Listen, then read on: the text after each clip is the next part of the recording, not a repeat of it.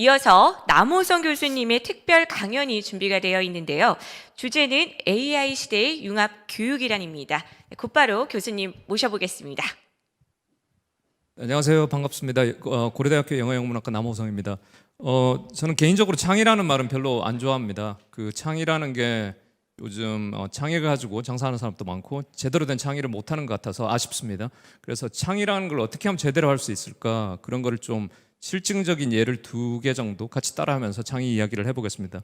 그 이전에 제가 어떤 사람인지 조금 어떤 길을 걸었길래 과연 여기서 창의를 이야기하고 창의를 어떻게 잘 할 수 있는지에 대해서 이야기할 수 있는 자격이 있는지 같이 좀 보겠습니다. 저희 팀 이름이 남즈입니다. 남즈라는 이름을 갖고 있는데요. 그 다 인문계 학생들 출신으로서 지금 최첨단의 인공지능을 실질적으로 개발해서 상품화를 시키고 있는 그런 팀입니다. 저희 팀 소개를 영상으로 보시겠습니다.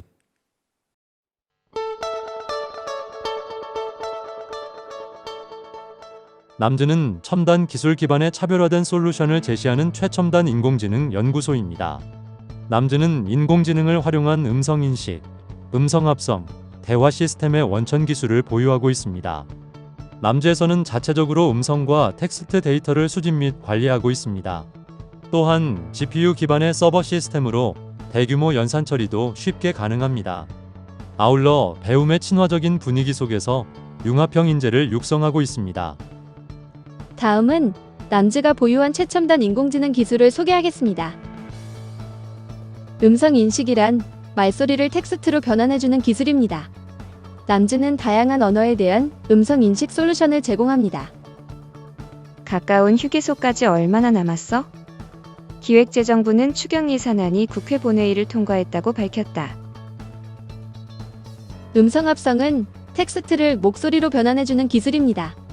남즈는 기계적이지 않고 자연스러운 목소리를 제공합니다. 지난달 미디어제닉 코스닥 시장 상장 예비 심사를 통과했다고 합니다. 익숙한 목소리인가요? 웨이크어버드는 인공지능을 깨우는 단어를 말하며 사물인터넷 분야 등에서 높은 활용 가능성을 갖습니다. 시리야, 알렉사, 하이 남즈. 남즈의 발음평가 시스템은 타사의 시스템과 달리 음소 단위의 구체적 점수를 제시합니다. 퍼스트, first. 남즈는 현재에 안주하지 않고 늘 미래를 준비하고 있습니다. 음성 변환, 화자 인식, 텍스트 분석, 챗봇 등 언어 기반 확장 기술들을 개발 중에 있습니다. 지금까지 등장한 4명의 목소리는 남즈의 인공지능 시스템에서 합성됐습니다.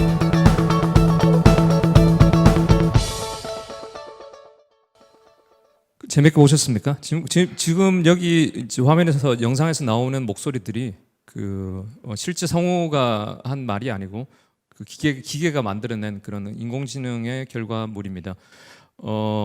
다 저희 팀에서 만든 거고 그렇게 지금 상품화도 시켜가고 있습니다. 영문과 학생들 그리고 뭐 또 다른 인문 계열 학생들이 이렇게 같이 저와 함께 이렇게 만들어가고 있는데요. 여기서 어떻게 이런 것들을 공대생들도 아니고 할 수 있는지 그런 것들의 의문을 조금 풀어서 말씀드리겠습니다. 저는 원래 고대 영문과를 이제 졸업했고요. 그때 뭐 과도 잘못 들어오고 사실은 처음부터 영문과에서 제대로 좀 원했던 바대로 배우지도 못하고 약간 다른 길로 가고자 그 삼성 SDS로 들어가서 프로그래머로 입사했습니다. 그래서 한 2년 정도 있다가 그 다음에 예일 대학으로 갔습니다. 거기에서 해스킨스 연구소라고 있는데 이 연구소가 융합의 상징적인 그런 연구소입니다. 미국에서도. 그걸 어떻게 대변할 수 있냐면 이분이 해스킨스 연구소의 그 CEO인데 이분이 그 오바마 정부 때 과학 비서로 들어가게 되었습니다. 왜 이 사람이 제일 높은 과학 분야의 수장이 되었냐면 제가 있었던 해스킨스 연구소가 오바마 정부가 주창하던 그런 융합을 실질적으로 수십 년간 실천했던 그런 곳이기 때문에 이분을 오바마 정부 때 과학 분야 비서로 이제 발탁을 했습니다. 제가 있었던 해스킨스 연구소, 지금도 소속돼 있지만 해스킨스 연구소에서 어떤 식으로 융합을 했냐면 보통 우리가 하나 배우고 막 그 전공이라고 해서 하는 것들을 거기 있는 사람들은 한 2개, 3개, 4개, 5개까지 하더라도 그게 전혀 이상하지 않을 정도로 그렇게 여러 분야를 같이 동시에 팠던 그런 기억이 있습니다. 그 속에서 양육이 되었고 다시 모교로 돌아와서 영문과에 왔습니다. 청운의 꿈을 품고 와서 이 학생들을 정말 제대로 제가 걸었던 바대로 가르치려고 했는데 2014년도 왔을 때 지금도 지금 더 심화됐지만 2014년도에 왔을 때 취업난이 너무 심하더라고요. 학교를 불문하고 취업이 너무 안 되는 현실을 보고 이게 요즘 소위 이야기하는 현타가 오더라고요. 그래서 이게 어떻게 해야 될까? 내가 온 목적이 교육도 있고 이 학생들을 잘 해서 행복하게 만들어주는 게 목적인데 어떻게 취업을 잘 시킬 수 있을까? 그냥 내가 배웠던 이걸 그냥 똑같이 되풀이해서 이런 걸 하는 게 옳은 길인가 이런 생각을 하고는 좀 이제 급 전환을 했습니다. 처음 우리가 시작할 때 처음 왔던 학생들 사진인데요. 처음에는 우리가 공부할 자리도 없고 그래서 지하 도서관에 들어가서 공부도 하고 이렇게 했는데 어떤 공부를 했냐면 영문과에서 제가 전공하는 것들은 원래 음성학이라고 해서 언어학 중에서도 음성 관련된 건데 나름 세계적으로도 알려지고 해서 그쪽 분야를 공부를 했지만 그걸 가지고 우리 학생들한테 가르치고 후세대를 양성한다 이거가 취업에 전혀 도움이 되지 않는다 이런 생각이 들더라고요. 그래서 아예 내가 하는 분야를 AI 쪽으로 완전 바꿀 수 있는 최대한도로 바꿔보자. 그래서 해스킨스에서 제가 양육받았던 그런 방식으로 나부터 바꾸고 학생들도 완전 바꿔야 되겠다 이런 생각으로 소위 말하는 융합형 인재를 저도 그런 방향으로 가고 똑같이 이제 해스킨스의 방식으로 저희 학생들도 융합형의 방식으로 그렇게 나가게 되었습니다. 융합이라고 할 때 이제 여러 가지 것들이 이제 같이 배워지는 건데요. 우리가 공부할 때 어떤 생각으로 공부를 했냐면 사실 그 한 학생이 들어오고 그 다음에 또 다른 학생이 들어오고 이게 어떤 한 사람이 융합형으로 많이 훈련을 받는다 할지라도 그게 전파되기가 상당히 힘듭니다. 제가 누구한테 전파를 한다고 해서 그 다음에 전파되기가 힘들어서 제가 했던 방식이 여기 미국의 유명한 물리학자인데 노벨상도 받고 핵 관련되는 것도 아주 그렇게 했던 분 리차드 파인만이라는 사람입니다. 물리학을 했지만 그 아주 좋은 어록들을 많이 남겼습니다. 어떤 내용들이 있냐면 주위에서 아주 그냥 편한 사람들인데 아주 그냥 보이는 사람들인데도 쉽게 설명을 할 수 없다면 내가 제대로 깊이 이해를 하지 못하는 거다. 그러니까 그 정도로까지 쉽게 설명을 해야 된다 이런 거를 아주 강조했던 분이죠. 그런 방식으로 우리 학생들과 같이 모든 것을 공유하고 이런 식으로 약간 다단계 비슷하게 어떤 한 학생이 있고 퍼뜨린 방식으로 그렇게 교육을 시도를 했습니다. 그래서 지금 이 작년 찍은 모습인데요. 이렇게 같이들 공부를 하고 있는데요. 그 한가운데 제일 허들이 되었던 게 수학입니다. 근데 수학을 어떻게 가르쳐야 될까에 대한 부분이 제일 힘들었었는데요. 나름 이런 게 수학이라고 우리가 생각을 한다면 다 수학 싫어하죠. 근데 이런 것보다는 약간 보이는 수학, 그 다음에 이야기하는 수학, 필요한 수학을 통해서 이 융합의 형태 속에 한가운데 수학이 자리 잡도록 그리고 AI 시대에 제일 중요한 그 수학이 한가운데 자리 잡도록 그렇게 했습니다. 지금 하루에도 몇 번씩 수십 번씩 4차 산업혁명이라는 말이 나오고 있습니다. 그리고 융합이라는 말이 계속 나오고 있는데요. 제가 아까부터 계속 조금 전부터 융합을 언급했는데 융합이 사실은 창의의 핵심이라고 생각합니다. 그러면 과연 융합이 뭘까? 많은 부분에서 많은 분야에서 융합을 실천하려고들 하지만 전 많이 실패들 하고 있다고 생각하는데요. 그 이유가 융합을 보통 이제 이런 식으로 물리학 하는 사람, 심리학 하는 사람, 뭐 전산학하는 사람 이런 사람들이 모이면 융합이 될 거라고 해서 융합 뭐 대학원도 만들고 이렇게 하는데 이런 다 실패하죠. 만약 저게 성공했더라면 뭐 대학이 다 융합형 그런 교육기관이 됐겠죠. 왜냐하면 여러 가지 다 모았으니까. 그래서 그런 방식보다는 반대로 이렇게 한 사람이 심리학도 하고 수학도 하고 물리학도 하고 전산학도 하고 여러 가지가 한 사람이 다 배웠을 때 제가 해스킨스에서 그렇게 배웠던 그런 방식으로 배워져야지 진정한 융합이 일어날 수 있고 그럴 때 저 속에서 겉으로 보이기에는 뭐 지금 예를 든 게 한 6개의 커넥션들이죠. 저런 커넥션들 속에서 예를 들어서 저 하나하나를 다 더했을 때 6이 되는 게 아니라 7이 되고 8이 되는 현상이 분명히 생깁니다. 이제 그런 것들을 우리는 창이라고 부를 수 있는 거죠.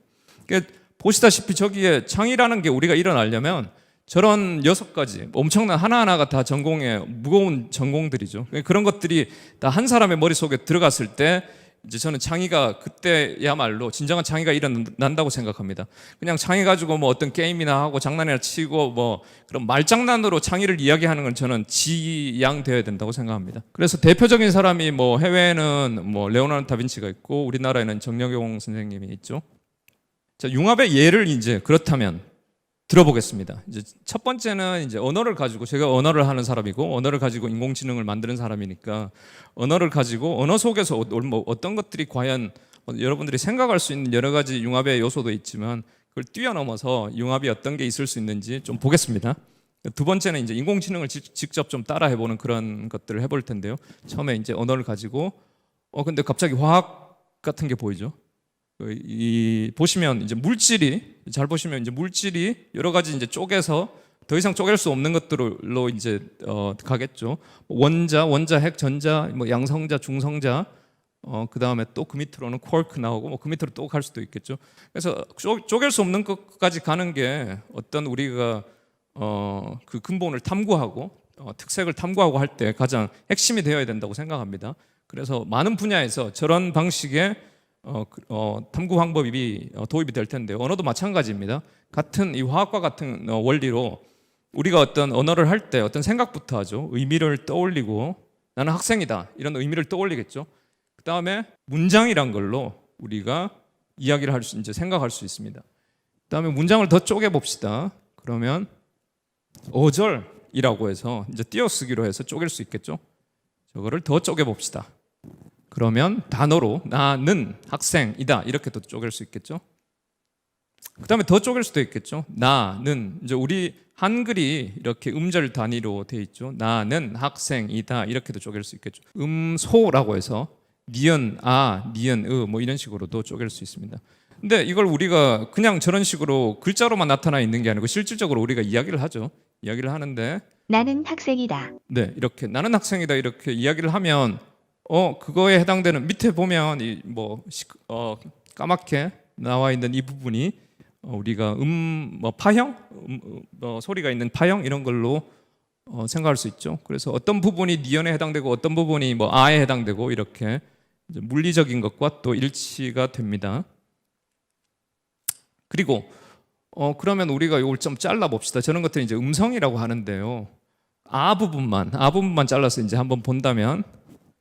네, 요 부분이 아 부분인데 이렇게 볼 수 있는데 이게 사실은 어떻게 아를 쪼갰는데 이게 또 어떤 원리로 우리가 만들어지는지 그걸 한번 보시겠습니다. 우리 이런 사람을 이제 반으로 잘랐다고 생각해 보면 이렇게 생각할 수 있죠. 자, 성대에서 자 보세요. 성대에서 우리가 코로 비디오를 넣어서 이렇게 보면 성대가 이렇게 초고속 촬영으로 녹화가 된 건데요. 이렇게 떨립니다. 저런 떨림으로 이루어져 있고 그 다음에 저기에 성대에서 떨림이 어떤 식으로 성대에서 떨리는 소리가 사실은 우리가 어떻게 들리는지 사실은 모릅니다. 근데 그걸 하나하나씩 들어보면 위쪽부터 아래쪽까지 그런 소리들로 구분될 수 있다. 더 쪼개질 수 있다. 이렇게 볼 수 있거든요. 그거 하나씩 다시 들어봅시다. 예, 금방 아마 못 듣고도 지나갔을 텐데요. 뭉 하는 소리가 났습니다. 그 다음에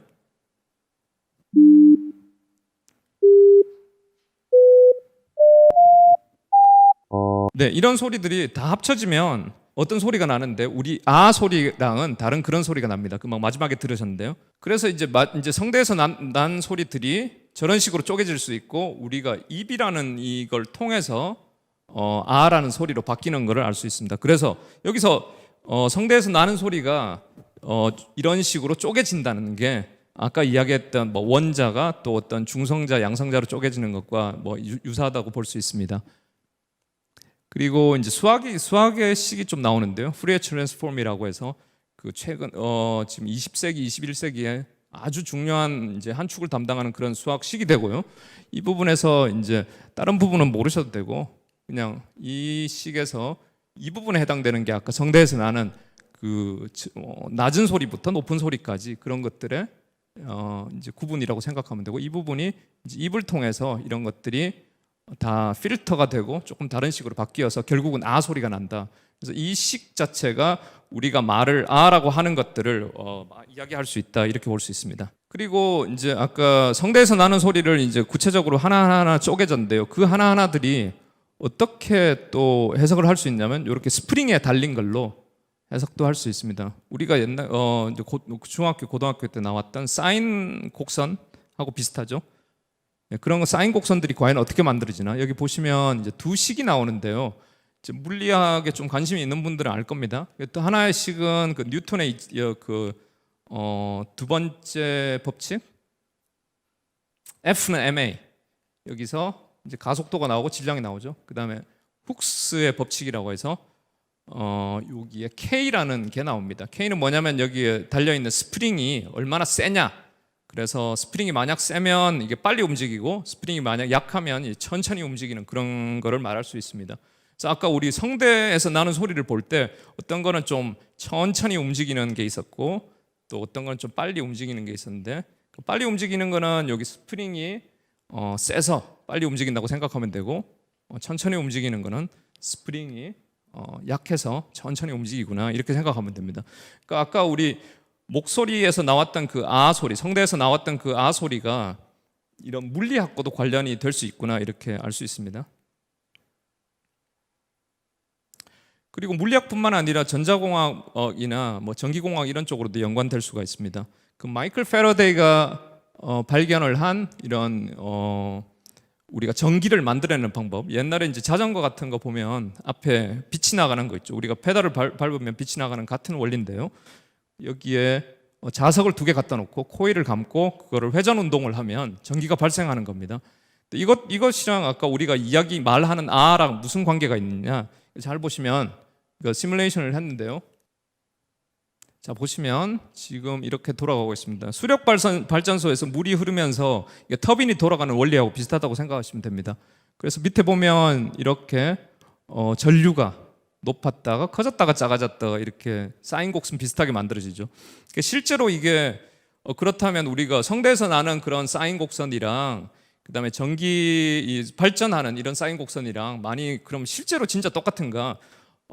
이렇게 보시면 그 다음을 보시면 이렇게 우리가 이런 전자 회로 속에서 전기 회로 속에서 여기에 사인 곡선들이 작아졌다 커졌다 하는 걸 볼 수 있습니다. 여기에서 아까 우리가 발전소에서 만들었던 그런 교류 전기랑 그다음에 저항, 콘덴서, 코일 같은 걸 이용을 해서 사람의 목소리에서 나는 그런 성대에서 나는 소리를 저런 식으로 시뮬레이트를 할 수 있습니다. 자, 이 부분 아까 그 교류 전기라고 그랬죠. 그 발전소에서 만드는 그런 사인 곡선과 관련되는 거고 이 부분이 이제 성대와 일치하고 그리고 이런 전기 회로를 만드는 것이 결국은 우리가 입모양과 관련되는 아라고 실질적으로 입모양과 관련되는 부분이라고 연결 지을 수가 있습니다. 자, 지금까지 우리가 여러 가지 좀 복잡하게 봤는데요. 이 속에서 얻어야 되는 교훈은 어차피 언어에 대한 이야기니까 언어학이 들어가죠. 그 다음에 화학적인 게 화학이 어떻게 물질이 어떻게 쪼개질 수 있는가 그런 내용들이 언어하고 관련되니까 화학적인 것도 우리가 어느 정도 봤고요. 그 다음에 언어의 과정 이런 것들이 결국은 인지과학에 해당되고 그 다음에 사람의 목소리가 어떻게 나는 그 해부적인 것도 우리가 관심 있게 봐야 됩니다. 그 다음에 음향 물리학이라고 해서 파형이 어떻게 되는가 그런 물리학도 우리가 봤고요. 그 다음에 운동 물리학이라고 해서 스프링이 추가 스프링에 달려 있을 때 어떻게 움직이는가에 대한 그런 원리와 법칙들을 이용해서 또 우리가 배워왔습니다. 이 모든 것들은 사실은 그 한가운데 수학이 들어있다는 걸 볼 수 있습니다. 그리고 뭐 전기와 회로를 이용을 해서 우리가 직접 우리가 R라고 이야기하는 거를 시뮬레이트를 해보기도 했습니다. 마지막으로 이런 것들이 하나하나 각각의 과에서 뭐 과목으로 아니면 전공으로 가르쳐지고는 있지만 연관돼서 연계돼서는 절대로 지금 안 가르쳐지고 있거든요. 근데 누군가가 뭐 제가 그런 일을 지금 하려고 노력도 하지만 많은 그런 융합형 인재들이 나와서 이런 것들을 한꺼번에 다 아우르는 그런 사람이 나와서 이야기를 한다면 훨씬 더 우리 후세대도 융합형 인재가 만들어지고 그 속에서야말로 진정한 창의가 나오지 않을까 그렇게 생각합니다. 두 번째 융합의 예를 이제 들 텐데요. 여기서는 약간 좀 우리가 인공지능이 뭔지, 그러니까 요즘 TV나 이런 데서 인공지능 이야기가 많이 나오죠. 근데 뭐 교양으로 인공지능에 대한 좀 신기한 거 소개를 한다든지 아니면 이 인공지능의 시대에 지금 어떤 취업들이 늘어나고 어떤 취업들이 줄어들고 뭐 그런 이야기를 한다든지 아니면 법이 어떻게 바뀌어야 된다든지 윤리가 어떻게 된다든지 그런 이야기들은 많이 하지만 실질적으로 인공지능이 어떤 원리로 돌아가고 있는지에 대한 공유는 잘 안 하고 있습니다. 그래서 그런 시도를 지금 한번 해보려고 하는데요. 그 속에서도 또 어떤 융합적인 것을 우리가 찾아보고 그게 결국은 창의와도 연결될 수 있다 이런 이야기를 하고 싶습니다. 자, 인공지능의 예로 특히 이제 지금 왼쪽에 있는 그림이 이 컴퓨터를 통해서 오른쪽에 있는 걸로 나온다 이렇게 생각하면 됩니다. 입력이 들어가서 컴퓨터가 인공지능의 역할을 하겠죠. 아니면 휴대폰이 될 수도 있고. 그래서 왼쪽에 있는 게 뭐죠? 지금 보이는 게 사람의 말소리, 사람의 목소리. 우리가 뭐 CD야 이렇게 부른다든지 뭐 이렇게 하는 거라고 생각하면 되죠. 그래서 컴퓨터를 통해서 휴대폰이나 그래서 안녕하세요 이렇게 만약 나온다면 결과값으로 이거는 음성 인식이라고 할 수 있죠. 어떤 음성을 받아서 우리가 인식한다. 근데 저 두 개를 한번 바꿔 볼게요. 말소리와 그 다음에 글자 텍스트를 바꿔보면 안녕하세요라는 게 텍스트로 들어가고 글자로 들어가고 그 다음에 소리가 만약 이렇게 나온다면 글자 쳐서 소리가 나오면 이걸 우리가 음성 합성이라고 하죠. 그 다음에 또 다른 예는 어떤 게 있을까요? 헬로우라고 들어가고 안녕하세요 나오면 이거는 번역이라고 할 수 있겠죠. 그래 자동 번역이라는 게 요즘 인공지능을 통해서 자동 번역이 많이 잘 되고 있습니다. 그 다음에 왼쪽에 어떤 이미지가 들어가서 지금 강아지 그림이 들어가서 저걸 강아지다 이렇게 맞춘다면 이거는 우리가 뭐 사물 인식, 이미지 인식 이렇게 이야기할 수 있죠. 이쪽 분야는 사실 많이 지금 쓰이고 있습니다. 우리가 휴대폰 가지고 뭐 어떤 거 뭐 특정 업체를 이야기하긴 그렇지만 휴대폰을 가지고 뭐 찍고 이게 뭐냐, 뭐 무슨 꽃이다, 할미꽃이다, 무슨 꽃이다, 무슨 뭐 강아지 중에서도 어떤 강아지다 이렇게 알아맞추는 그거가 많이 쓰이고 있습니다. 이게 이미지 인식이고요. 그 다음에 왼쪽에 있는 게 사실은 들어갈 수 있는 것들이죠. 음성도 들어갈 수 있고 글자도 들어갈 수 있고 외국어도 들어갈 수 있고 이미지도 들어갈 수 있고 오른쪽에 있는 것들 보면 우리가 글자도 들어갈 수 있고 사람의 목소리도 나올 수 있고 들어가는 게 아니라 나오는 거죠 이쪽은. 그다음에 또 글자가 또 나올 수 있죠. 자, 이런 것들을 보면 우리가 한 대충 이런 세 가지 형태로 요약해 볼 수 있습니다. 자, 이런 것들, 자 이거를 우리가 영상이라고 하고 그다음에 두 번째 이걸 소리라고 그러죠. 마지막으로 이걸 텍스트라고 합니다. 데이터가 뭐 다른 종류도 많지만 이 세 가지가 꽤나 많이 주도적으로 많이 쓰이고 있는 데이터라고 할 수 있습니다. 데이터라고 할 때 뭐 다른 것들도 있지만 영상과 소리 그리고 텍스트 이런 게 아주 중요한 데이터구나 이렇게 생각하시면 됩니다. 그래서 우리가 왼쪽의 데이터가 어떤 형태의 데이터가 컴퓨터로 들어가서 오른쪽에 있는 어떤 데이터로 나온다면 그걸 우리가 이제 인공지능의 한 형태다, 인공지능이다 이렇게 이야기할 수 있는 거죠. 근데 중간에 있는 걸 우리가 인공지능이라고 하기도 하지만은 더 크게 이야기했을 때 저걸 함수라고 이야기합니다. 함수가 우리 이제 중고등학교 때 배웠는데요. 함수의 정의가 뭐 y는 ax 플러스 b 뭐 이렇게 배웠는데요. 사실 그 함수의 의미 그게 이제 하나의 형식으로 돼 있는데 사실은 의미적으로는 어떤 박스가 있고 중간에 있는 박스가 있고 함수라는 박스가 있고 입력이 들어가고 x라는 입력이 들어가고 y라는 출력이 나온다고 이렇게 생각하시면 됩니다. 근데 이제 중간에 있는 그 함수가 하는 짓이 뭐냐면 입력 x를 받아서 바꿔주는 거죠. a라는 걸 곱해주고 b라는 걸 더해주는 이런 바꾸는 역할을 하는 거죠. 그래서 그 바꾸는 역할을 해서 그냥 뱉어주면 그게 함수구나. 그러니까 또 다른 예를 들어보면 우리가 반드시 수일 필요는 없습니다. 사람도 어떻게 생각하면 함수가 될 수 있는 거죠. 우리가 아침에 먹고 저녁에 이제 배설 작용을 하는데요. 좀 지저분하지만 뭔가를 입력으로 받고 그 다음에 바꾸어서 그 다음 소화기관이 바꾸고 그 다음에 배설하는 이런 것도 함수라고 생각할 수 있고 또 대표적으로 우리가 늘 타고 있는 자동차 뭐 이런 것들도 함수죠. 운전을 할 때 이렇게 움직이는 게 입력이 되고 그 다음에 뭐 밟는 것도 입력이 되는 거고 출력은 이제 차가 움직이는 게 출력이 될 수 있죠. 이런 것들을 다 통틀어서 함수라고 합니다. 인공지능도 함수의 한 부분이 될 수도 있는 거죠. 입력 우리가 카메라를 해서 이게 무슨 사물이다 이렇게 할 때 영상이 입력이 되는 거고 내부적으로 뭔가를 바꾸어서 이게 강아지다 뭐다 이렇게 맞춰주는 게 이게 함수라고 중간에 생각할 수 있는 거죠. 그래서 다시 돌아가면 인공지능이 하는 것은 어떤 데이터를 받아서 뭐 여러 가지 형태 데이터 있다 그랬죠. 이 영상, 그 다음에 소리, 텍스트 이런 데이터들을 받아서 또 마찬가지로 영상, 소리 데이터 뭐 이런 것들로 바꿔주는구나 라고 생각하시면 됩니다. 그래서 데이터는 뭐다? 이렇게 우리는 데이터가 그럼 과연 뭔가 한 번 더 볼 필요가 있는데요. 하나씩 봅시다. 영상 데이터는 뭔가 이렇게 우리가 하나씩 뜯어본다면 왼쪽에 있는 게 이제 영상 데이터죠. 영상 데이터인데 우리가 까맣게 있는 거를 0이라고 보고 그 다음에 하얗게 있는 거를 우리가 10이라고 하고 그 사이에 있는 것들을 회색으로 뭐 0에서 10의 숫자로 이야기를 한다면 이제 확대해 봅시다. 확대를 해보면 이렇게 픽셀 같이 뭐 깨지는 게 보이죠. 그럼 한 정사각형 속에 있는 것들을 우리가 숫자로 표현할 수 있습니다. 아까 정의했던 그런 방식대로. 그래서 이런 숫자로 표현할 수 있는데 뭐 확대를 해봐도 이게 숫자죠.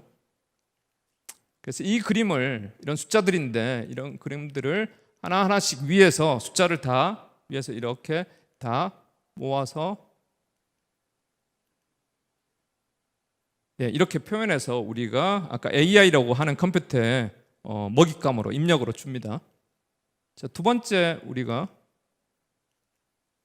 소리 데이터에 대해서 그럼 보겠습니다. 소리 데이터는 여러분들 이제 그게 뭐 어떻게 숫자가 될 수 있나 이렇게 할 텐데요. 아까 이런 우리 아라고 아까 처음 예에서 봤던 것처럼 우리 파형을 이렇게 볼 수 있습니다. 이것들을 좀 쪼개서 본다면 이렇게 이런 것들로 해서 이것도 결국은 숫자의 형태로 나타낼 수 있습니다. 세 번째는 이제 텍스트 데이터인데요. 텍스트 데이터가 숫자로 어떻게 비슷하게 또 유사하게 될 수 있는가? 그거는 잘 보시면 우리가 우리말에 예를 들어서 한 5만 개의 단어가 있다고 생각해 보세요.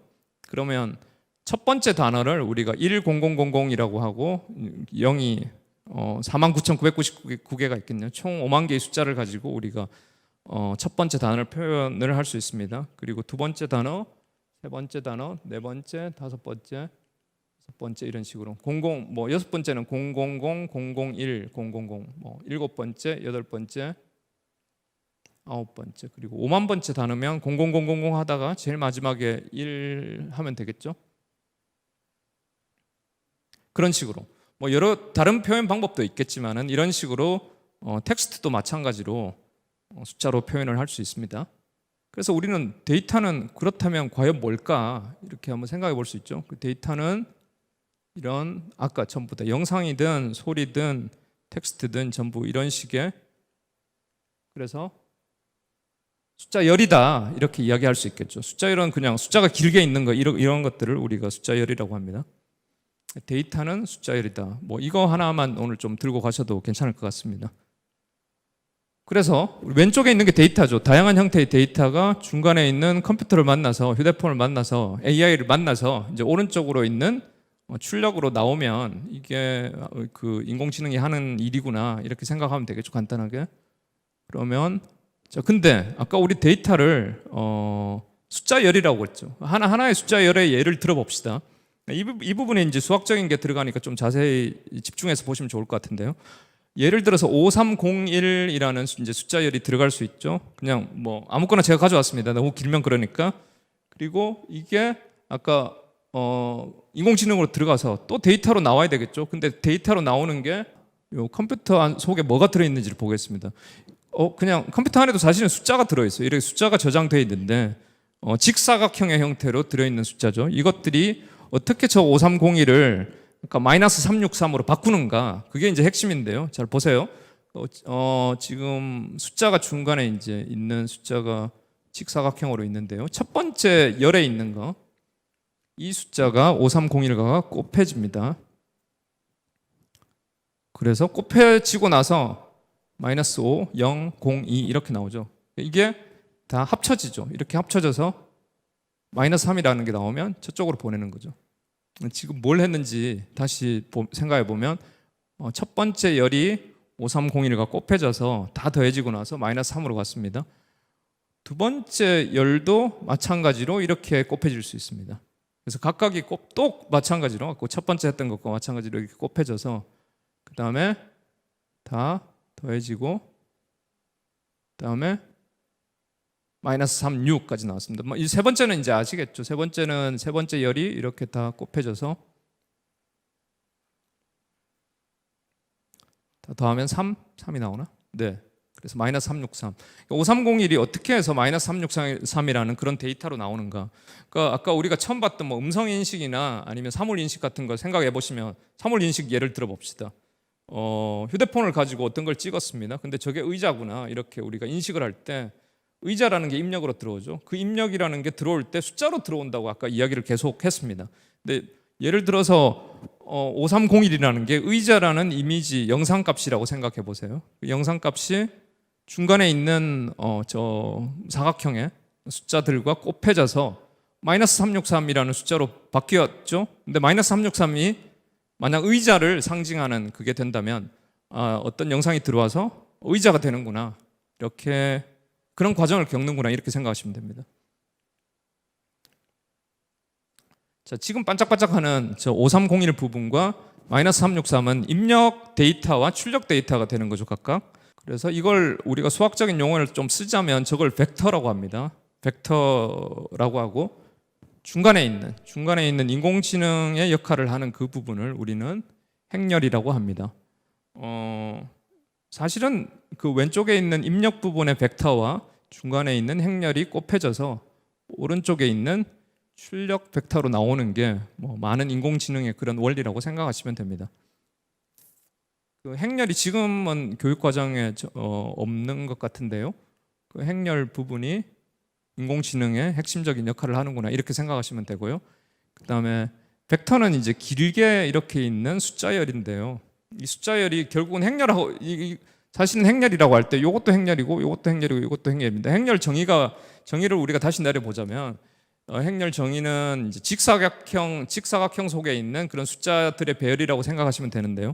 이것도 어떻게 생각하면 직사각형이죠. 직사각형 속에 한 줄밖에 없어서 그렇지 직사각형 속에 있는 숫자니까 이것도 행렬이고 이것도 행렬이고 이것도 행렬이죠. 근데 이렇게 좀 한 줄로만 되어 있는, 가로든 세로든 한 줄로만 되어 있는 행렬을 우리는 벡터라고 하고 뭐 전체적으로 우리가 통합해서 이야기할 때는 행렬이라고 합니다. 그래서 입력에 해당되는, 출력에 해당되는 이 데이터 부분을 벡터라고, 우리가 벡터의 형태로 반드시 들어가야 된다, 이렇게 생각하시면 좋겠고요. 그리고 우리가 인공지능으로 중간에 우리 휴대폰을 이렇게 해서 찍어서 이게 무슨 영상이다 이렇게 인식을 할 때 휴대폰 속에 이 중간에 있는 행렬이 들어있구나, 이렇게 생각하시면 돼요. 휴대폰 속에 들어있을 수도 있고 아니면 어떤 기업에 자기 기업에 있는 컴퓨터 속에 들어있을 수도 있는 거죠. 그 벡터가 다 준비되어 있어야지 우리가 인공지능을 실행을 할 수가 있습니다. 그래서 인공지능이 그렇게 돌아가는데도 이런 수학적인 원리가 그 뒤에 깔려 있다. 근데 그 수학이 그렇게 어렵지는 않다. 좀 요약을 하자면 데이터는 벡터의 형태로 결국은 숫자열로 돼 있고 인공지능은 행렬의 형태로 되어서 준비되어 있어야 된다. 근데 좋은 숫자들이 준비되어 있어야 되겠죠. 이 행렬이 제대로 숫자로 준비가 만약 안 되어 있다면 강아지 사진을 찍었는데 고양이라고 우리가 판별을 해줄 수도 있고 의자를 내가 사진을 찍었는데 그냥 뭐 책상 이렇게 인식을 해줄 수도 있겠죠. 그 인식이 제대로 잘 되려면 그 중간에 있는 행렬이 좋은 숫자로 딱 장착이 되어서 준비가 되어야 되겠죠. 저 좋은 숫자를 사실은 마련하는 게 그 기업들의 아니면 공부하는 사람들의 그 핵심 그건데요. 저걸 하기 위해서 우리가 빅데이터가 필요하고 여러 가지 이제 수학적인 알고리즘들이 필요합니다. 그래서 지금 볼 때 뭐 우리가 텍스트 데이터를 이야기했죠. 중간에 어떤 텍스트가 그 벡터로 어떻게 표현되는가를 이야기했으니까, 그리고 또 소리 데이터, 우리가 말소리 데이터를 이야기했으니까 그게 결국은 언어 관련되는 이야기를 했죠. 그 다음에 소리 데이터를 또 이야기를 했으니까 음향 물리학도 들어가는 거고, 그 다음에 기본적으로 전부 다 데이터에 대한 이야기를 했습니다. 이번 예에서는. 그래서 데이터 과학에 대한 전반적인 이야기도 또 동시에 들어가 있습니다.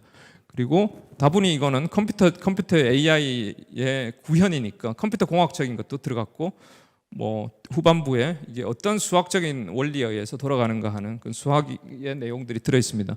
첫 번째에도 그렇고 두 번째에도 그렇고 이 수학이 그 한 중심에 있다는 거 반드시 말씀드리고 싶고요.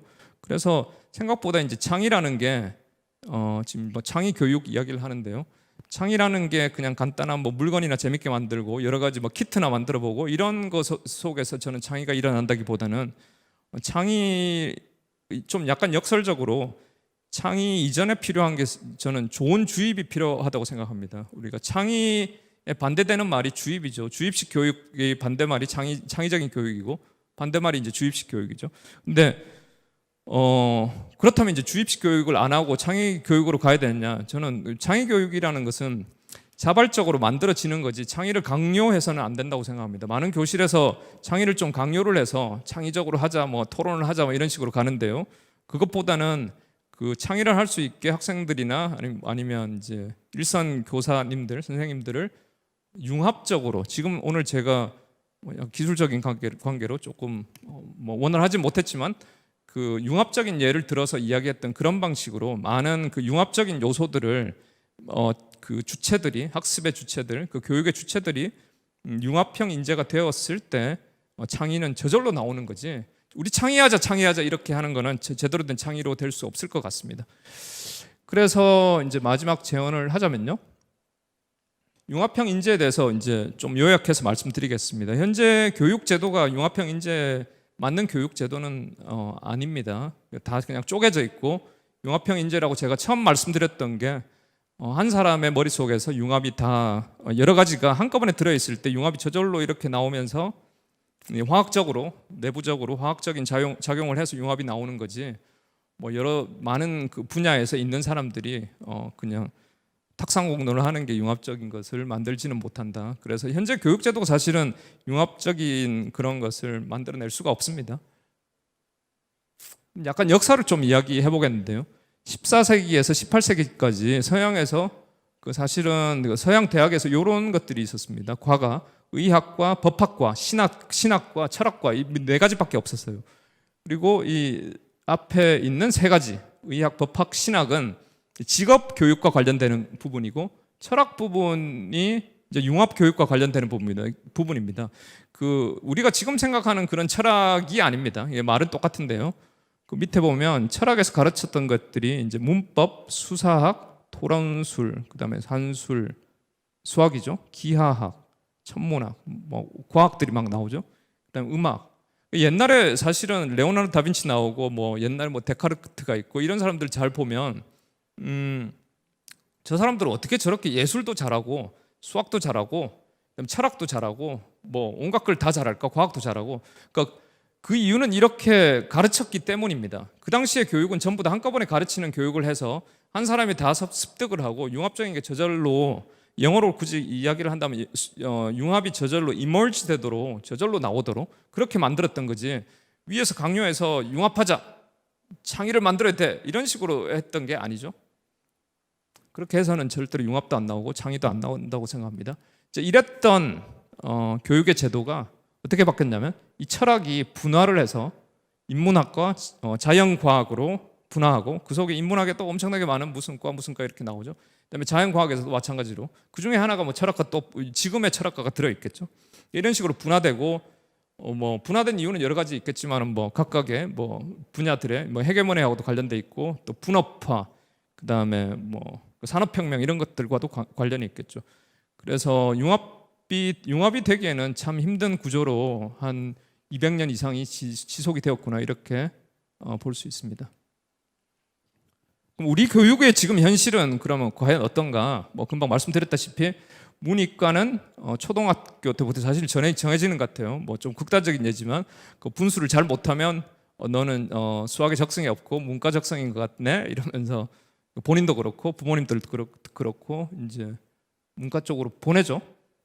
그리고 중고등학교에서는 우리가 이제 뭐 아시다시피 대학을 가기 위해서 이제 문제풀이식으로 하기 때문에 제대로 된 교육이 된다고 볼 수는 없습니다. 그리고 대학을 간다 할지라도 금방 말씀드렸듯이 학과 간에 전부 다 이제 높은 벽들이 있어서 다른 쪽에서 뭘 하는지 잘 모르기도 하고 서로 커뮤니케이션이 잘 일어나고 있지는 않습니다. 하지만 지금 이제 코비드 때문에 우리가 힘들게 지금 오늘 또 뭐 확진자가 엄청나게 나고 이렇게 하고 있지만 좋은 점도 희망적인 부분도 있습니다. 그 민낯이 사실은 이제 옛날에 이래 벽이 완전히 불투명하게 있었다면 지금은 투명하게 되어서 온라인으로 나가면서 투명하게 되는 그런 좀 장점이 있죠. 그래서 상향 평준화가 되는 것 같아요. 약간 경쟁도 하고 그래서 그런 면이 좀 좋아지는 것 같고 그렇다면 과연 좋은 대학의 형태는 뭔가 이런 뭐 좋은 교육기관의 형태는 뭔가 좀 예를 좀 들어본다면 스카이와 스카이가 전부 대학은 아니지만 뭐 스카이라는 대학과 그 다음에 유튜브하고 어떤 게 좋느냐 뭐 많은 사람이 동의하겠지만은 사실 유튜브 속에 그 많은 좋은 그 깊고 좋은 내용들이 양질로 들어가 있습니다 벌써. 그래서 저는 벌써 유튜브 쪽이 승리하고 있다. 그리고 많은 대학들이 이제 건물의 형태로 존재하는 그런 대학들이 도태되고 있고 결국은 도태될 거다. 다른 형태로 바뀌지 않으면 그런 도태될 거다. 이렇게 생각합니다. 그러니까 언제까지 우리가 학벌이 주는 그런 혜택이 지속이 될까요? 그렇다면 뭐 지금 사실 벌써 이제 깨졌다고 생각하고요. 4차 산업혁명을 우리가 굳이 정의를 하자면 저는 3차와는 달리 기술 중심이라고 생각하고요. 3차는 그럼 기술 중심이 아니었다고 볼 수 있죠. 4차보다는. 3차 산업혁명 때는 이제 기술 중심이 아니기 때문에 뭐 기술이 별로 기술 쪽이 아니더라도 그냥 뭐 좋은 학생들, 좋은 대학의 학생들 이렇게 뽑자고 했다면 4차부터는 기술 중심에서 나만의 기술이 없이는 제대로 할 수 없습니다. 그래서 그 기술 중심의 사회에서 이제 그런 학생들, 그런 취업자들을 뽑기 때문에 뭐 어떤 대학을 나왔다 이런 것들이 지금 무의미해지는 그런 상황입니다. 왜냐하면 기술은 사실상 뭐 누가 어떤 기술을 갖고 있다고 생각해 보세요. 그러면 이제 불러서 그 기술이 어떤 게 있느냐 말만 해봐도 우리는 그 기술을 잘 알 수 있습니다. 그래서 뭐 어떤 뭐 자격증이나 학벌이나 뭐 이런 것들이 필요한 게 아니라 그냥 뭐 인터뷰나 뭐 조금 뭐 실습을 해보게 하면 기술이라는 거는 금방 드러나기 때문에 학벌은 뭐 지금 사라지고 있다. 조만간에 이제 허울만 조금 남아 있지 조만간 사라질 거다 이렇게 생각합니다. 그리고 부모는 언제 없어질 학벌의 환상에 자녀의 미래를 던져서는 안 될 것 같고요. 마지막으로 이제 이 부분이 상당히 중요한 이야기인데요. 융합형 인재는 가르치는 교수자가 융합형 인재가 되지 않으면 융합형 인재를 키울 수 없다고 생각합니다. 그러니까 어떤 분야에 있는 사람들이 그냥 모여서 융합형 인재를 누군가를 만들자 그것보다는 그 교수가 될 수도 있고 일선학교 선생님도 될 수가 있는데 그분들이 아까 제가 말씀드렸던 그런 여러 가지 전공들을 다 할 필요는 없지만 가능하면 그런 쪽으로 다양하게 꽤나 깊이 공부를 하셔서 자기속에서 융합이 먼저 일어나고 그거를 학생들한테 전해주는 그런 방식으로 가는 융합이 일어나야 될 것 같습니다. 네, 우리 후세대들도 반드시 융합형 인재를 만들 수 있도록 융합형 인재를 만들어야지 그 후세대가 또 융합형 인재가 되죠. 그래서 반드시 우리 자녀들을 우리 학생들을 융합형 인재로 만들어 주셨으면 하는 생각으로 마지막 끝내겠습니다. 네, 좋은 강연 감사합니다. 네, 하루빨리 융합형 인재들이 좀 많이 배출되었으면 좋겠는데요. 지금 교수님께 또 질문이 도착을 했습니다. 이제 학부모로부터 학교에서 보이는 수학, 이야기 수학, 필요한 수학을 어떻게 가르치시는지 궁금합니다. 라고 질문이 들어왔네요. 네, 그 수학 부분이 사실은 이 융합의 제일 핵심이 된다고 생각합니다. 그래서 수학을 절대로 포기하면 안 된다고 마지막으로 말씀드리고 싶고요. 그 보이는 수학은 지금 보시면 그 수학이라는 게 공식과 유도와 풀이 뭐 이런 식으로 돼 있죠. 근데 그것보다는 시각화를 해서 그래프를 나타낸다든지 여러 가지 우리 손으로 만질 수 있는 수학을 표현하는 방법들이 많습니다. 그런 것들을 적극 이용하면 좋겠고요. 두 번째는 그 수학이라는 게 공식들이 많이 드러나는데요. 공식이 필요합니다. 필요하긴 필요한데 그 개념을 전달하는데 반드시 공식만으로 할 필요는 없습니다. 우리가 1 플러스 1이라고 우리가 어떤 형식으로 적을 수도 있지만 하나와 하나를 더한다 이런 식으로 개념으로 우리가 이야기할 수도 있는 거죠. 그래서 개념으로 전달하는 것도 많이 익숙하게 쉽게 하는 게 필요하고요. 세 번째가 제일 중요합니다. 필요한 수학. 그러니까 한 줄에 우리가 수학에 대한 관련 이야기를 하면서도 이게 어디에 필요한가를 하나하나를 짚고 넘어갈 때 이게 왜 필요한지를 알 때 우리 학생들이 수학을 절대로 포기하지 않게 된다 이렇게 생각합니다. 그래서 동기부여되는 그런 수학을 꼭 했으면 좋겠습니다. 네, 또 두 번째 질문입니다. 융합형이어야 한다는 점에 또 공감합니다. 근데 현재 체제에서 교사의 융합적 역량을 키우려면 어떻게 해야 효과적일까요? 라는 질문입니다. 네, 그 부분에 대해서 지금 오늘 했던 내용들이 사실 다 그런 내용이죠. 그 융합형 인재를 키우기 위해서는 교사들이 융합형 인재가 되어야 된다고 했는데요. 그 사실은 적극 우리 후세대를 생각한다면 우리 융합형 인재를 키워서 국가적인 발전을 더 도모한다면 본인이 융합형 인재가 되어야 되는데요. 그러기 위해서는 재교육을 받아야 된다고 생각합니다. 제일 그 중에서도 그럼 뭐 다 내가 화학도 배우고 물리학도 배우고 다 배워야 되느냐? 먼저 이제 간단하게 시작해 볼 수 있는 게 저는 1순위가 코딩이라고 생각합니다. 컴퓨터 코딩을 프로그램을 하는 거를 뭐 저는 전원이 누구든지 국민 전원이 코딩을 해. 뭐 오바마 정부 때 코딩이 얼마나 중요한지를 이야기를 해서 전 세계가 뒤집어졌죠. 그래서 이제 초등학교에 코딩 이야기 나오고 하는데 뭐 교사 선생님들은 당연히 코딩을 해야 되고 우리 대학의 교수들도 마찬가지입니다. 다 코딩을 해야 되고요. 코딩뿐만 아니라 더 여유가 있고 시간이 되면 수학을 해야 되겠죠. 그 두 개가 갖춰지면 나머지는 저절로 저는 붙는다고 생각합니다. 네, 오늘도 좋은 강연 들려주신 남호성 교수님 고맙습니다. 네, 감사합니다.